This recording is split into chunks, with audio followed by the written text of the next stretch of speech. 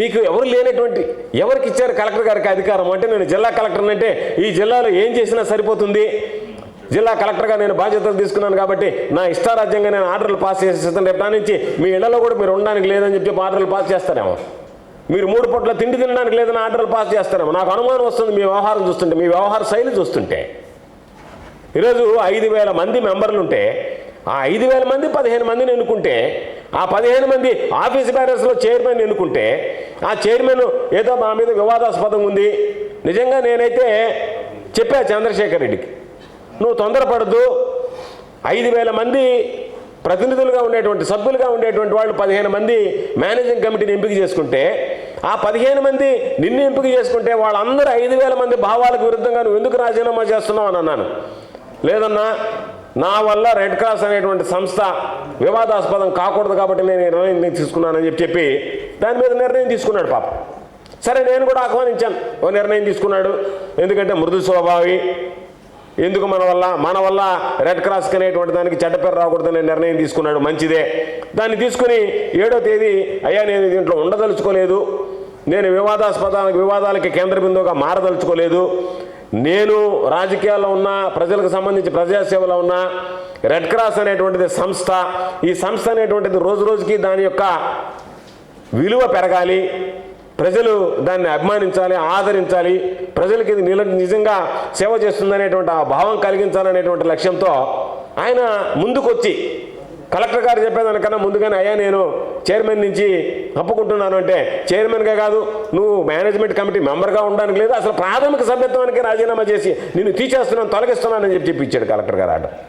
చంద్రశేఖర్ రెడ్డికి అండగా జిల్లాలో ఉండేటువంటి అందరు ఉన్నారు, మెంబర్లు, దానికి సంబంధించినటువంటి రెడ్ క్రాస్కి సంబంధించినటువంటి ప్రతి ఒక్కరు ఉన్నారు, మేము అందరూ ఉన్నాం.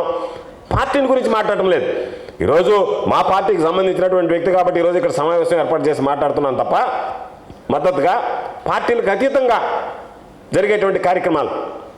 మీరు పార్టీ అని ముద్ర వేసి చేశారు కాబట్టి ఈరోజు పార్టీలు ఎంతవరకు మేము నోరు తెరిచి కూడా మాట్లాడలేదు. నువ్వు ఈ మెంబర్షిప్ సీజ్ చేసినంత వరకు మేము ఎవ్వరం దీని మీద జోక్యం కూడా చేసుకోలేదు. కారణం ఏంటంటే రాజకీయాలకు అతీతంగా ఉండాల్సినటువంటి సంస్థ, మనం మాట్లాడకూడదు.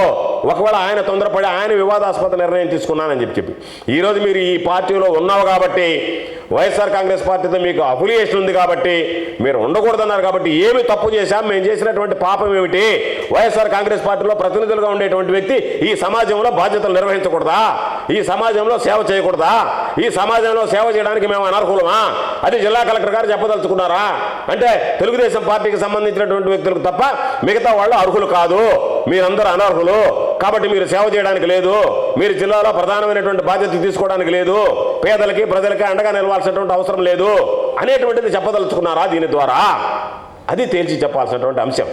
కాబట్టి తప్పనిసరిగా మీరు ఎన్ననుకున్నా దీని మీద న్యాయ పోరాటం చేస్తాం, వదిలిపెట్టాం, ఖచ్చితంగా మేము దీనికోసం పోరాడతాం. ఎందుకంటే ఇది ఒక బ్యాడ్ ప్రెసిడెంట్, మీరు ఇచ్చినటువంటిది ఒక మాయన మచ్చలాగా భవిష్యత్తులో కూడా ఎవరు వచ్చినా సరే ఈరోజు రేపు న్యాయంగా నీతిగా పనిచేయాలన్నా నేను కలెక్టర్ గారికి చెప్పేది ఏంటంటే, బహుశా రేపు పార్టీలు మారచ్చు, ప్రభుత్వాలు మారచ్చు, మారినప్పుడు ఏమంటారు ఒకటే మాట, ఇది చేతగాని ప్రభుత్వం, గత ప్రభుత్వం ఆ విధంగా చేసింది, మీరు ఎందుకు చేయలేరని చెప్పి ఇదే సాంప్రదాయాన్ని కొనసాగిస్తే నీలాంటి వ్యక్తి రాష్ట్రంలో ఈ జిల్లాలో, నెల్లూరు జిల్లాలో ఎటువంటి సాంప్రదాయానికి తెరదీశాడనేటువంటిది మీరు ఆత్మ పరిశీలన చేసుకోవాల్సినటువంటి సందర్భం.